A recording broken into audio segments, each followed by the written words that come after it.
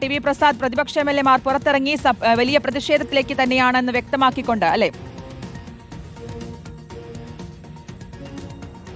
ഉറപ്പായും ശ്രുതി, അങ്ങനെയുള്ള ഒരു സൂചന തന്നെയാണ് നേരത്തെ നിയമസഭയിലും പ്രതിപക്ഷ നേതാവ് നൽകിയത്. നമുക്കറിയാവുന്നതുപോലെ സ്വാഭാവികമായി രണ്ട് നിയമസഭാ സാമാജികർ നിരാഹാര സമരത്തിലേക്ക് നീങ്ങുമ്പോൾ ആ സമരത്തിന് ശക്തിയേറും എന്ന കാര്യം ഉറപ്പാണ്. നിയമസഭയ്ക്കകത്തെന്ന പോലെ പുറത്തും ശക്തമായ സമരം നടക്കും. ഇപ്പോൾ നമുക്ക് ദൃശ്യങ്ങളിൽ കാണാം, പിണറായിയുടെ സെൽ ഭരണം എന്ന ബാനറുമായിട്ടാണ് പ്രതിപക്ഷ അംഗങ്ങൾ പുറത്തേക്ക് മുദ്രാവാക്യം വിളിച്ച് ഇറങ്ങുന്നത്.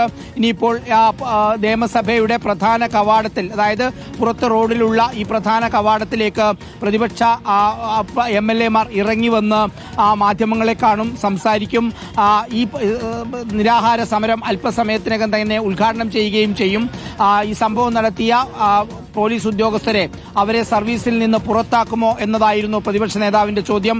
അതിൽ വ്യക്തമായ മറുപടി മുഖ്യമന്ത്രി പറഞ്ഞതുമില്ല.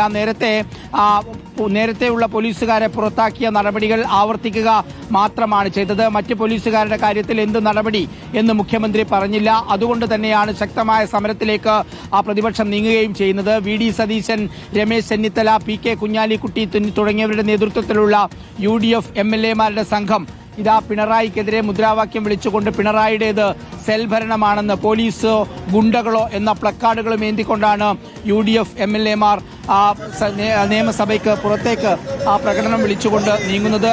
അതിശക്തമായ വികാരമാണ് നിയമസഭയിൽ പ്രതിപക്ഷ നേതാവ് ഉൾപ്പെടെയുള്ള പ്രതിപക്ഷ അംഗങ്ങൾ പ്രകടിപ്പിച്ചത് എന്നതാണ്. ശക്തമായ പ്രതിഷേധം ഉണ്ടാകുന്നു.